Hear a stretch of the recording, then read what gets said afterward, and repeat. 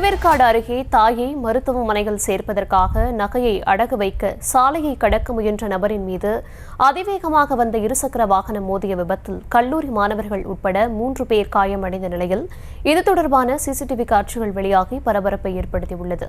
கூடுதல் விவரங்களை தர இருக்கிறார் செய்தியாளர் ஜெய் ஹரீஷ். வணக்கம் ஜெய் ஹரீஷ், விவரங்கள். வணக்கம் தர்ஷினி. பூந்தமல்லி அடுத்த கண்ணம்பாளையம் பஜனை கோயில் தெருவை சேர்ந்தவர் நாகராஜ். இவர் தாய்க்கு உடல்நிலை சரியில்லாத காரணத்தினால் அவரை மருத்துவமனை சேர்ப்பதற்காக ஆட்டோவில் சென்று கொண்டிருந்தார்.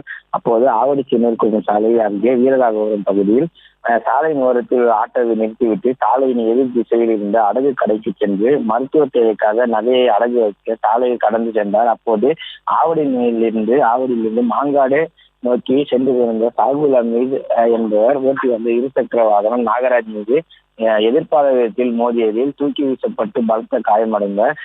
மேலும் மோட்டார் சைக்கிள் ஓட்டி வந்த கல்லூரி மாணவர்கள் 2 பேரும் காயமடைந்தனர். இதை அடுத்து சம்பவ இடத்திற்கு வந்த போக்குவரத்து போலீசார் காயமடைந்த 3 பேரை மீட்டு அரசு மருத்துவமனை சிகிச்சைக்கு அனுப்பி வைத்து இந்த விபத்து குறித்து சிசிடிவி காட்சியில் தற்போது வெளியாகி பெரும் பரபரப்பை ஏற்று சாலை கடந்த நாகராஜ் நடந்து சென்ற நிலையில திடீரென சாலையில் ஓடிய போது வேகமாக வந்த மோட்டார் சைக்கிள் மோதி தூக்கி வீசப்படும் காட்சிகள் வெளியாகி தற்போது அதிர்வலையை ஏற்படுத்தியுள்ளது.